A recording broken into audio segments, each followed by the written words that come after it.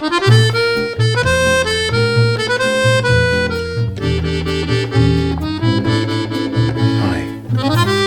I'm Axel, sailor, paddler and boat builder. And here is a rainproof and mosquito-proof tent solution for a boat with a cockpit coaming. We call it Nightcap. I want to show you my tent for the sailing canoe Artemis, and I hope you can adapt this approach for your boat. The Artemis is a cruising canoe that can be paddled as well as sailed. This is the ultimate test for my boat tent. I am sitting in my camping and cruising chair in my sailing canoe reading the newspapers. The tent is well ventilated, with ample headspace around me. I have lots of shelves around the cockpit. The zip fasteners are all easily accessible, and I can convert the boat for sleeping in very few minutes. On my boat trips, I like to sleep in my canoe, because it is so easy and comfortable. This is the reason why I have considered this feature in my sailing canoe design right from the beginning. Let me tell you now how I found that tent solution. I've used makeshift solutions for years, but have not been totally happy with them. I have then studied my friend's tents. Enno from Bremen has a system for his open canoe, Eisvogel, that works like a dream. Hugh Horton and Howard Rice have both built boat tents, and Hugh Horton has compiled several essays about that topic. So, I thought I'd just try it, but it didn't work. Like so often if you think, you just have to try it.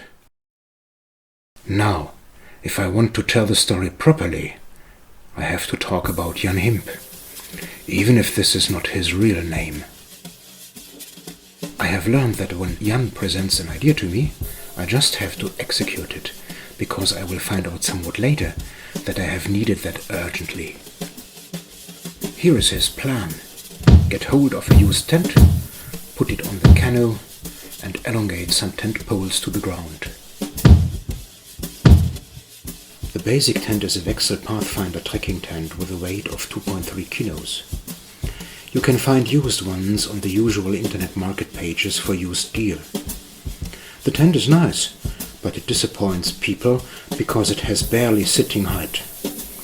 But assemble it over a boat and it gets very much higher. Here we have the outer tent, the inner tent, and 3 tent poles. The tent poles go into the channels.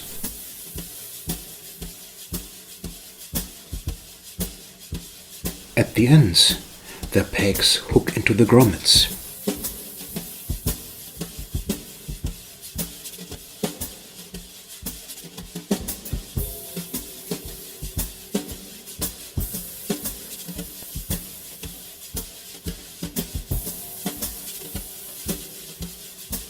Assembly is going to be faster than booking a hotel room. The Artemis sailing canoe has a long cockpit with a coaming. And you see that the coaming has a rim. Here is what I have done. I have cut a hole into the tent bottom, which matches the shape of the cockpit. Then I have sawn a sleeve around that hole.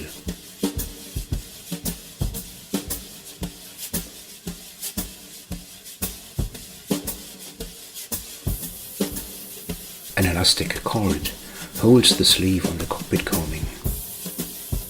Some tent poles extend over the hull. They must be elongated to the ground. For that, you can install bigger grommets in the place of the original ones. Now, you install one additional pole segment and glue a stopper onto the first original one.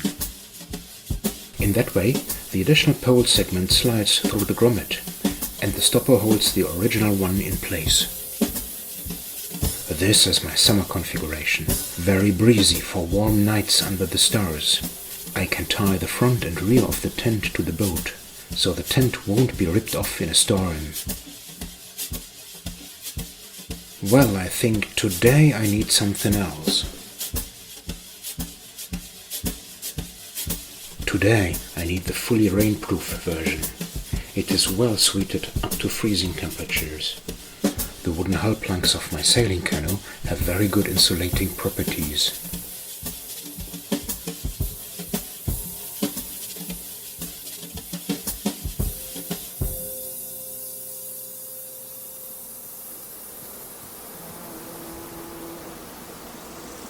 In sum, we have here a mosquito-proof, rainproof and storm-proof boat tent.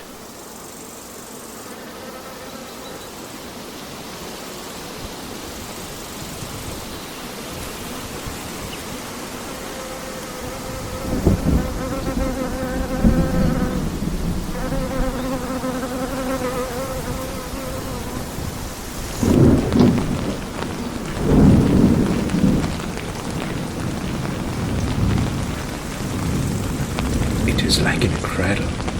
You can turn around, lie on your back or belly or on the side. And the final question is, why we do all of that and why we produce another destitute video? Neither turnover nor revenue.